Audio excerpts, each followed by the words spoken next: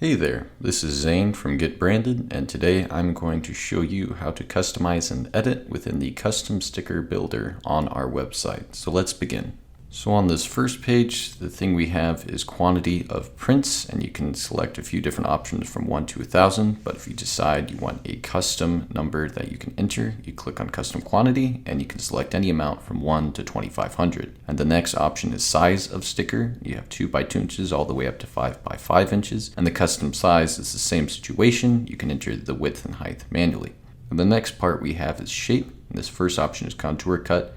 Now what you do is you upload a file and it will border around and make that cut directly around the decal that you've selected. But you can only select contour cut if you upload a file first. But with these other shape options, you don't have to upload a file first. So you have square, rounded, square, circle, rectangle, rounded corners, and ellipse. So for this one, I'm going to select square. I'm going to click I don't have a file, and then I can begin. Alright, and when you click continue, you can see we have the first two tabs, which is the cut line and size. I'm not going to spend too much time on this since I've already discussed this with the previous section, but I am going to upload a file to show you a few different features within this page. So the first one to look at is select a graphic modification. Essentially what this does, it shows you a few different cutout options. You can see the first one leaves as is, it has white on the outline, then they removed the white from the corners, and then you have the GB with just the background, and then you have just the text with no background at all. So this is helpful if you're looking for a specific look with your decal.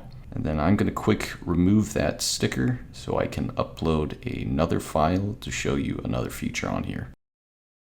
Alright, so I've uploaded this car icon and I'm going to click on contour cut. It essentially has moved the sticker size and moved it to be a border around the icon that I've uploaded. And then the feature I want to show with that is the show cutout suggestions, and it leaves me 4 options. You can click on the none, which leaves the border as is, and then you can remove the white, and then there's a basic background and an advanced background removal. It looks much nicer on the border, so I'm going to select one of these two. Alright, and once I've selected that, I'm going to go over to the cutout precisions, which leaves us medium, loose, and tight. And with the loose, it leaves us a much thicker border. And then with the tight feature, it essentially leaves no border on the outside. But I'm going to go back to medium since I think that one looks the nicest. And then once I've done that, I'm going to go over to the size. Now I'm not going to spend much time on this since we've already discussed it, but you can see a few different options there that you can click on and customize. And next we have the color background tab, and I'm going to go through here, and if you click on transparent, that will essentially change the color of the border to be nothing, and then you can click on a few different color options below. And say you find a color you'd like, you can click on the heart icon and that will add it to your favorites tab, and you can refer to that later, and you can add as many colors as you like up there. Say you no longer like a color, you can click on the trash icon and that will remove it from your favorites. Then you also have the spectrum slider here where you can move the color up and down, and you can also adjust the secondary circle to choose how light or how dark you want this specific shade to be. But say you're looking for a specific color that's hard to pinpoint, you can enter in the hex reference number, which you can click pound, enter the number, and then that will find that specific color for you. And then we have the filters tab, and what you do is you'll click on the specific icon or decal you're wanting to change, and it'll give you 3 main adjustment bars, which is brightness, contrast, and saturation. Now brightness will either brighten or darken the image depending on your settings, and then contrast will make the light part of the image lighter and the dark part of the image darker, hence contrast. And then the final tab is saturation. Now since this decal is black and white, you can't really see, but that makes your colors more vibrant and pop out more. But then below, you can see a few different preset filters that are already available, and I'm going to click on this one because I think it looks nice with my border. And next up, I'm going to talk about the graphics tab. Our car icon is already in there, and you can add more by doing one of 2 ways. You can click on the mobile way, which gives a step-by-step guide and provides a link and a QR code. But if you don't want to do it that way, you can click on the upload files and upload it directly from your computer. Now I've added this one in, and you can adjust the size and position accordingly. You can also rotate, you can flip horizontally or flip vertically. You can also click on position and align to page left, center, right, or top, middle, or bottom. You can also bring forward or send backward depending on how many stickers you're dealing with.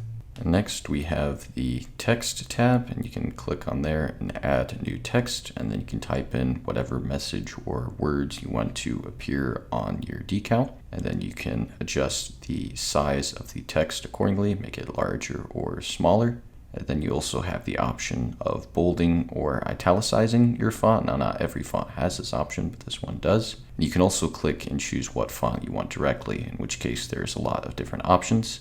And you can also adjust the color of your text, just like the color background.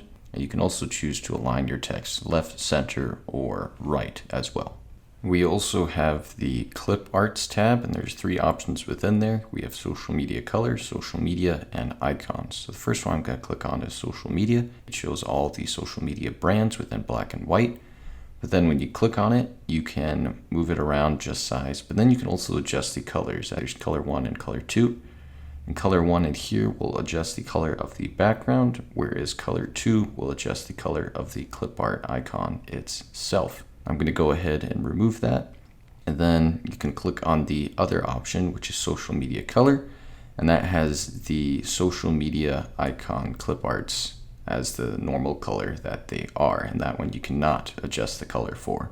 And then lastly, we also have icons, in which case there is a variety of different icons that you can choose from. I'm going to choose this pin location drop option, and you can, like the other decals and features, you can adjust the size, position, rotate, colors, whatever you need to change within there.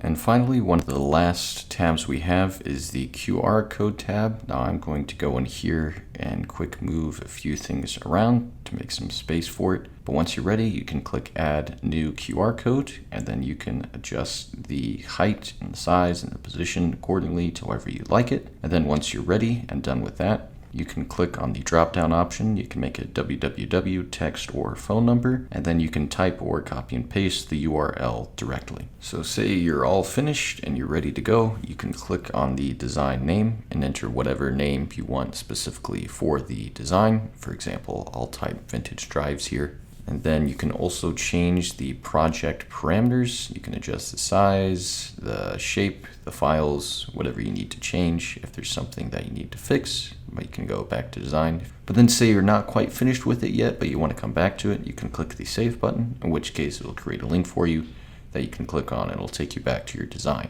Then say you're finished and all ready to go, you can click confirm my design, enter your email, and then everything will be finished. And that is everything you need to know for how to build your own custom sticker within the GetBranded website. So thank you guys for listening, and let us know if you have any questions.